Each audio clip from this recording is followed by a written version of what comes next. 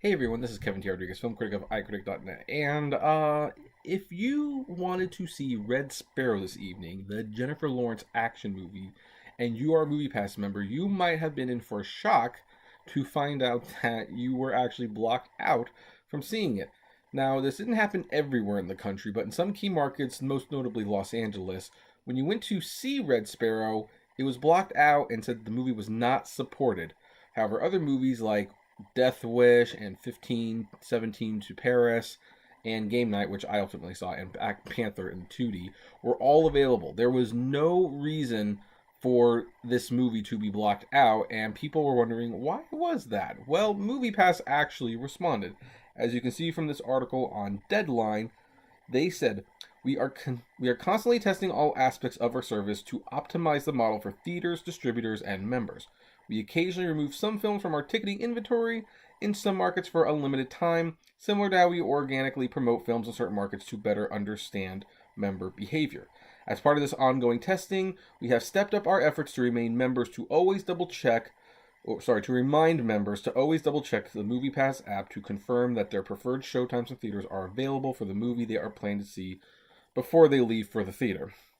Such maneuvers by MoviePass continue to leave them at a that's the article. So anyway, so basically what they're doing is they are, strong arming the theaters.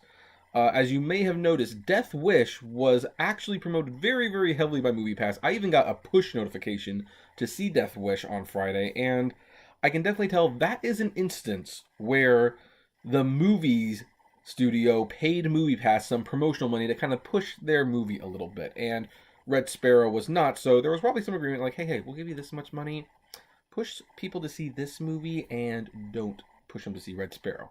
Now, it probably didn't really work because from what I understand, Black Panther is number 1 again, and Red Sparrow is number 2. I don't know where Death Wish falls, but we'll find out on when the box office numbers are released tomorrow.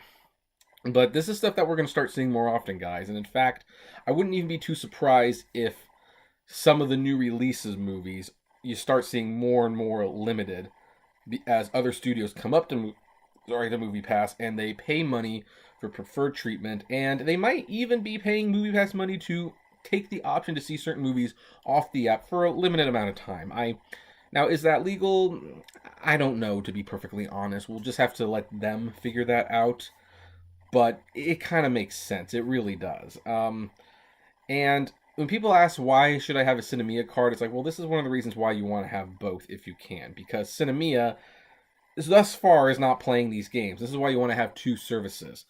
I love MoviePass and I wish it all the success, and I hope it is very successful, but I also want Cinemia to succeed because what MoviePass definitely wants to do is they want to be in a position where they can promote certain movies above others, and if they get to a point where paying them a certain amount of money will get people to see one movie over the other, you're going to see a lot more stuff like this happening, and so it's good to have a competitor who might not necessarily play by those rules.